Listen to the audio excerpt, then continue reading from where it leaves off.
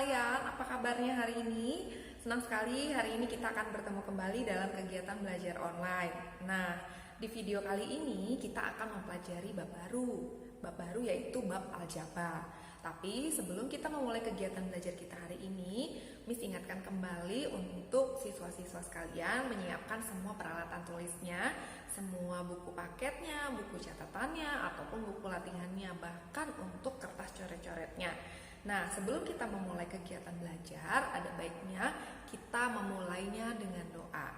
Oke, semua siswa siap berdoa ya. Doa dimulai.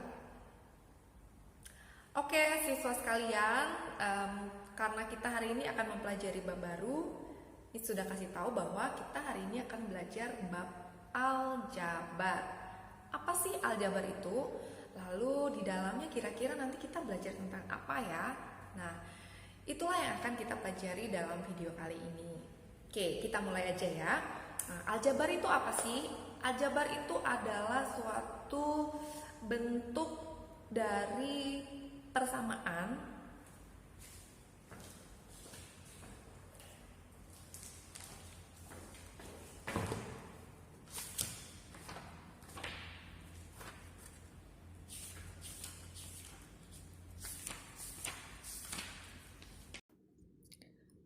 Oke, operasi dan faktorisasi bentuk aljabar.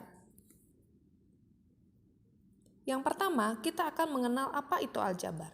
Aljabar adalah suatu ilmu dalam matematika yang mempelajari simbol dan bagaimana memanipulasi simbol tersebut.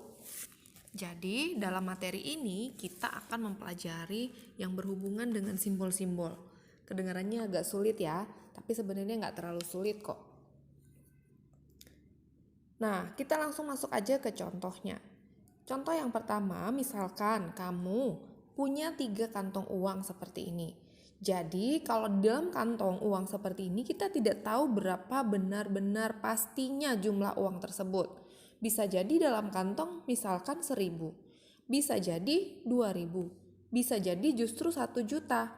Nah, tapi yang kita tahu pasti kalau bentuknya begini, kita bisa asumsikan bahwa uang di dalam masing-masing kantong itu bentuknya atau jumlahnya itu sama persis. Jadi, kalau dalam bentuk seperti ini, kamu bisa misalkan setiap kantongnya dengan X. Seperti ini.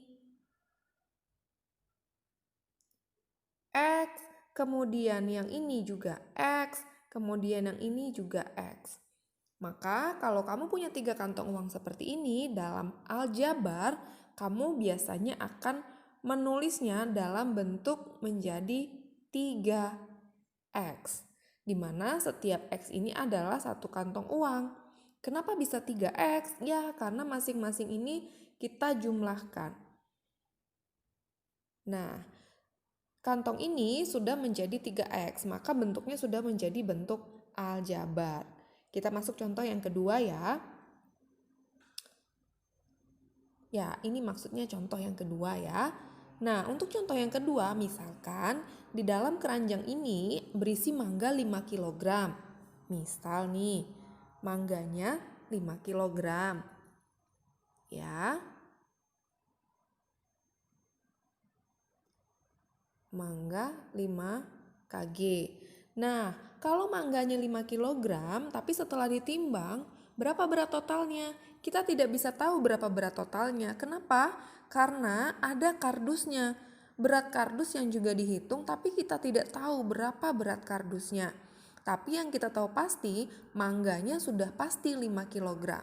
Maka kalau ditanya berat semua ini berapa kilogram, kita bisa menuliskan jumlah berat totalnya adalah 5 ditambah X.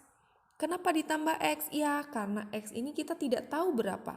Bisa jadi 1 kilo, bisa jadi hanya setengah kilo. Lalu pertanyaannya, Miss, apakah harus selalu X? Tidak ya. Kamu bisa misalkan dengan menggunakan huruf favorit kamu. Misalkan seperti Miss. Miss awal namanya dari H. Boleh saja Miss tuliskan 5 tambah H. Atau ada yang suka namanya misalkan Albert. Maka dia boleh tulis 5 tambah A. Jadi tidak harus selalu X ya.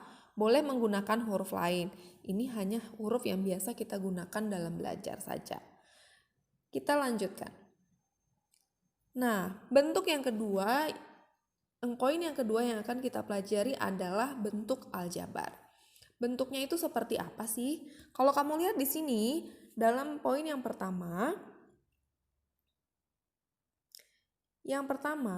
di sini kamu bisa lihat bahwa ada 4A, 6AB, min 5A kuadrat BC pangkat 3. Maka ini adalah yang disebut dengan bentuk aljabar suku tunggal. Ya, suku tunggal. Kenapa disebut suku tunggal? Karena masing-masing hanya terdiri dari satu suku saja. Kamu perhatikan, ini ada 3 dipisahkan dengan tanda koma. Ya, jadi 4A ini satu suku, kemudian 6AB ini satu suku, kemudian minus 5A kuadrat BC pangkat 3 ini juga satu suku. Nah, kamu lihat untuk poin yang kedua. Poin yang kedua yaitu 2P tambah 15. Kenapa ini disebut dua suku, Miss? Ya, karena di sini ada unsur yang pertama yaitu 2P, kemudian unsur yang kedua adalah plus 15.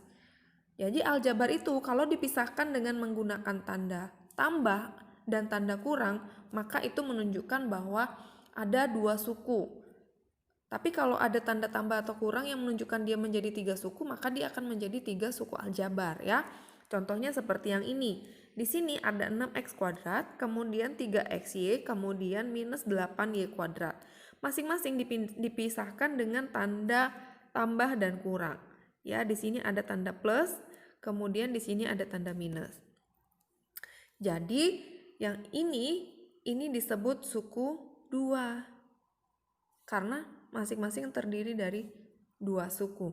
Nah, sedangkan yang ini disebut suku 3. Karena terdiri dari 3 suku aljabar. Nah, lihat yang ini, kamu bisa lihat bahwa 8x, kemudian suku yang kedua minus 4y, dan suku yang ketiga plus 9.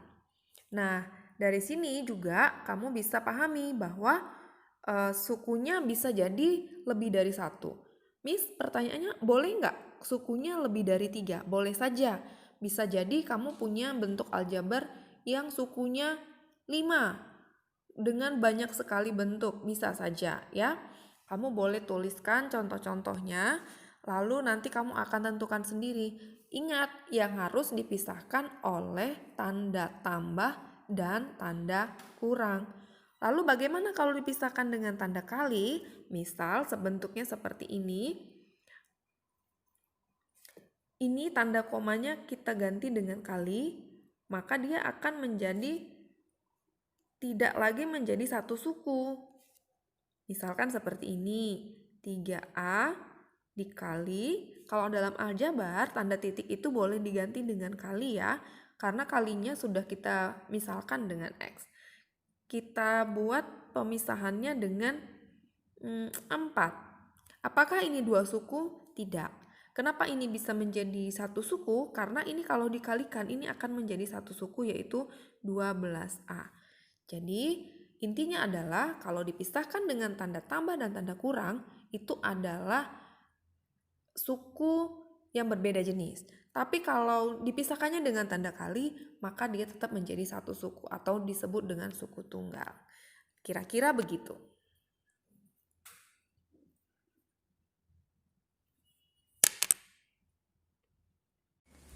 Baiklah siswa-siswa sekalian, kita sudah sampai di penghujung dari kegiatan belajar kita hari ini. Jadi apa yang sudah kamu pelajari hari ini, Miss berharap kamu akan mempelajarinya kembali sebelum kita akan masuk ke materi yang selanjutnya yang mungkin agak lebih sulit lagi ya. Nah, pastikan kamu memahami apa yang kamu pelajari hari ini, boleh diulang-ulang kembali ataupun kamu boleh kalau ada pertanyaan kamu boleh tulis di kolom komentar atau kamu boleh chat WA Miss ya. Nah, sampai jumpa di kegiatan kita berikutnya, di materi berikutnya. Sampai jumpa di video selanjutnya.